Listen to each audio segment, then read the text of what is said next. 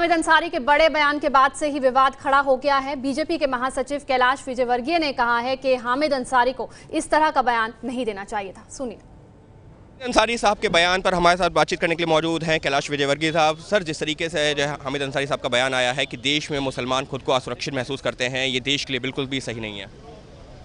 मेरा ख्याल है कि एक इतने बड़े शीर्ष पद पर बैठकर कोई व्यक्ति इस प्रकार का आकलन करे, बहुत अफसोस की बात है, दुख की बात है।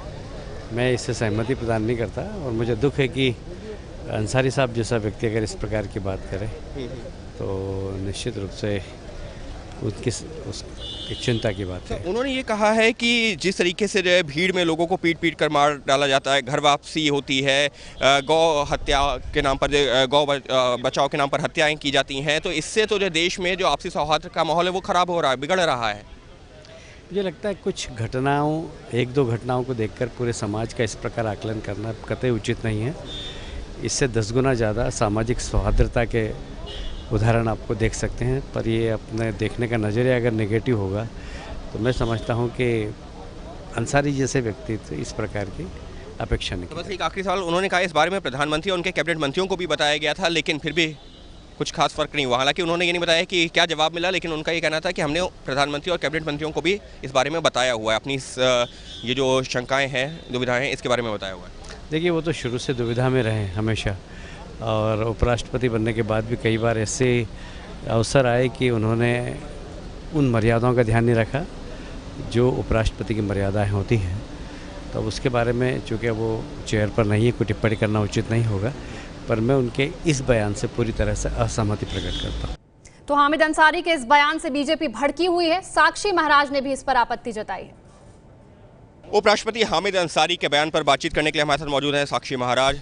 सर, जिस तरीके से हामिद अंसारी साहब का बयान आया है, उनका कार्यकाल खत्म हो रहा है, लेकिन उन्होंने कहा देश में मुस्लिम असुरक्षित हैं। देखिए, प्रथम तो मैं ये बात मानने के लिए तैयार नहीं हूँ कि हामिद अंसारी जैसा समझदार व्यक्ति ऐसे बचकाने बयान दे सकता है। 10 साल से संवैधानिक पद पर बैठे हुए हैं, आज तक तो कभी ऐसी बात उन्हें की नहीं। 3 साल से तो मोदी जी कार्यकाल में बैठे हुए हैं और आज अचानक असुरक्षा की भावना आ जाना, ये बहुत दुर्भाग्यपूर्ण बात है।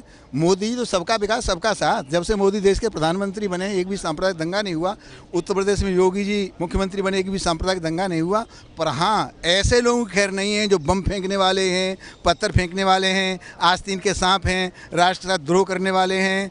ऐसे कुछ लोग हैं तो उन्हें चिंता करनी चाहिए। हामिद अंसारी साहब को चिंता करने की आवश्यकता नहीं है। ये कहना है कि इस दौरान प्रधानमंत्री और उनके कैबिनेट मंत्रियों को भी इस बारे में अवगत करवाया है उन्होंने कि देश में मुस्लिम खुद को असुरक्षित महसूस कर रहे हैं। अगर कोई प्रमाण दे के प्रधानमंत्री से बात करेंगे तो समीचीन उत्तर दिया जाएगा। 2 सवाल और हैं। पहला सवाल कि यहाँ पर जब 3 तलाक का मुद्दा आया तो उन्होंने कहा कि इस मुद्दे को मुस्लिम पर्सनल लॉ बोर्ड के सामने छोड़ देना चाहिए, वहाँ पर आपसे विचार करके प्रोग्रेसिव जो है थॉट्स आएंगे और उसमें हस्तक्षेप नहीं करना चाहिए अदालतों को। मुझे लगता है इस प्रकार के बयान देके ये इशारा करता है कि वो बहुत जल्दी किसी पार्टी की सदस्यता ग्रहण करने वाले हैं। साफ तौर पर जिस तरीके से हामिद अंसारी साहब का बयान आया है, अब सवाल खड़े कर रहे हैं बीजेपी के सांसद, बीजेपी के नेता। उनका यही कहना है कि अगर इनके जहन में ये सवाल थे तो आखिर इनको पिछले 10 सालों के दौरान क्यों नहीं उठाया गया, क्यों अचानक जब उनका कार्यकाल खत्म हो रहा है तो वो इस तरीके से बयान दे रहे हैं।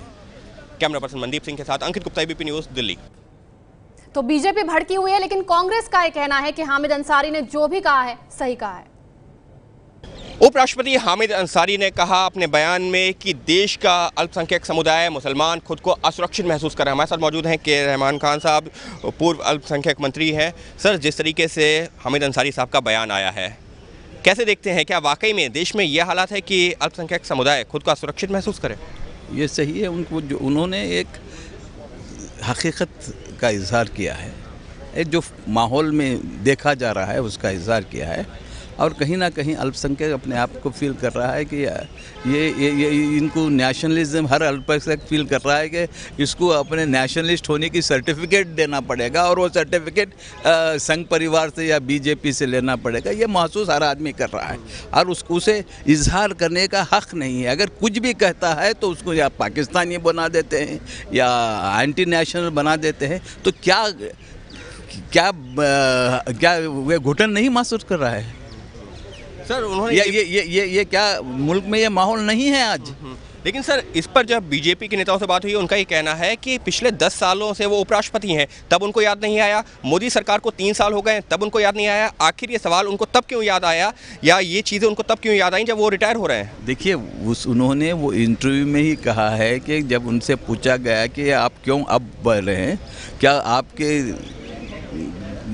जो 10 साल में आपने अपने जो ख्यालात हैं वो किसी इख्तिदार में जो है उनको मालूम करा। उन्होंने कहा कि मैंने कहा है, मैंने उनसे कहा है, उसकी गरिमा होती है, उसी तरीके से मैंने कहा है। बस एक आखिरी सवाल, उन्होंने अपने बयान में ये भी, इंटरव्यू में ये भी कहा है कि 3 तलाक के मुद्दे पर कोर्ट को हस्तक्षेप नहीं करना चाहिए, जो मुस्लिम समुदाय है उसमें आपसी जो है विचार विमर्श होना चाहिए और एक प्रोग्रेसिव थॉट के साथ में आगे बढ़ना चाहिए। बिल्कुल बिल्कुल, वो भी सही बात है कि कोर्ट से जो मजहबी इख्तलाफात है उसको मजहब में ही ये करना चाहिए। ये जो कोई कोर्ट इसके ऊपर डिसीजन नहीं दे सकते कि मजहब क्या कहता है क्या नहीं कहता, वो नहीं है।